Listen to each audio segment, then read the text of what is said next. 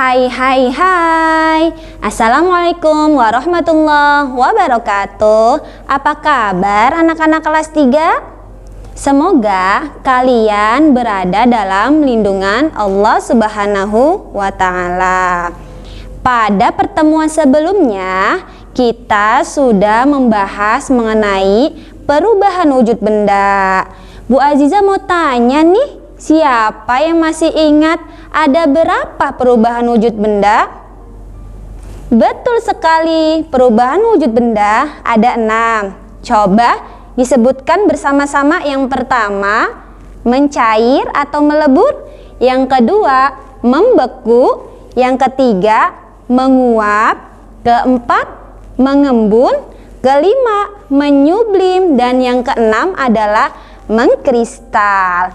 Oke anak-anak, pada pembelajaran hari ini kita akan membahas mengenai materi keajaiban perubahan wujud benda yang terdapat pada tema 3, subtema 4, tematik muatan bahasa Indonesia. Namun sebelum Bu Aziza menjelaskannya, alangkah baiknya kalau kita berdoa terlebih dahulu ya. Mari sama-sama angkat kedua tangannya untuk membaca basmalah. Bismillahirrahmanirrahim. Anak-anak, setiap hari selalu terjadi perubahan wujud di sekitar kita loh. Hujan terjadi karena perubahan wujud garam yang digunakan untuk memasak diperoleh dari perubahan wujud. Bagaimana kondisi udara di lingkungan kalian? Apakah udaranya masih bersih dan segar? Kita harus bersyukur kepada Allah atas karunia udara segar yang kita hirup ya anak-anak. Jadi pada pertemuan ini Bu Aziza akan menjelaskan 3 poin penting, antara lain proses menghasilkan garam, pemanasan global, dan proses terjadinya hujan. Disimak dan ditonton sampai tuntas ya video ini. Check it out. Anak-anak, bahan dasar untuk membuat garam adalah air laut. Dan pembuatan garam memanfaatkan proses perubahan wujud, yaitu menguap. Contoh daerah penghasil garam di Indonesia adalah Pulau Jawa, Madura, Sumatera, Sulawesi, dan pantai-pantai di daerah Nusa Tenggara. Lalu, bagaimana proses menghasilkan garam? Oke, Bu Aziza jelaskan ya.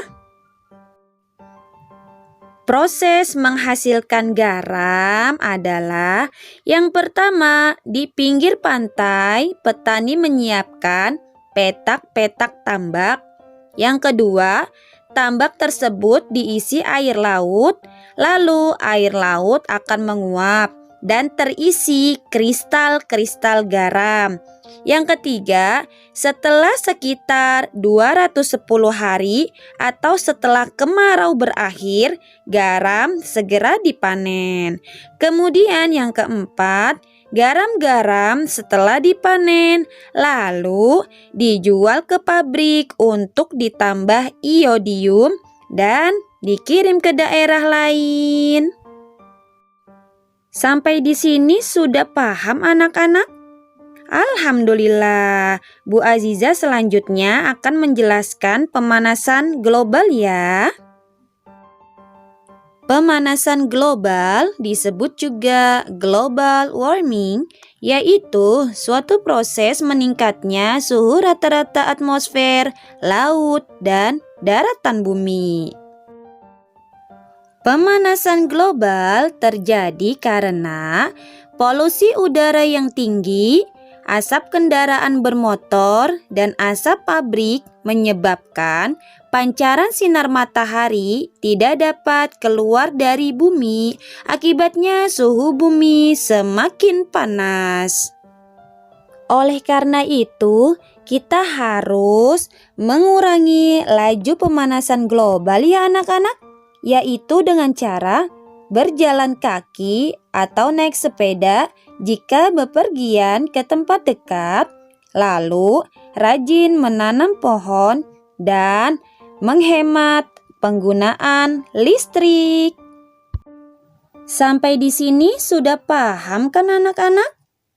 Alhamdulillah. Selanjutnya, Bu Aziza akan menjelaskan poin ketiga, yaitu proses terjadinya hujan.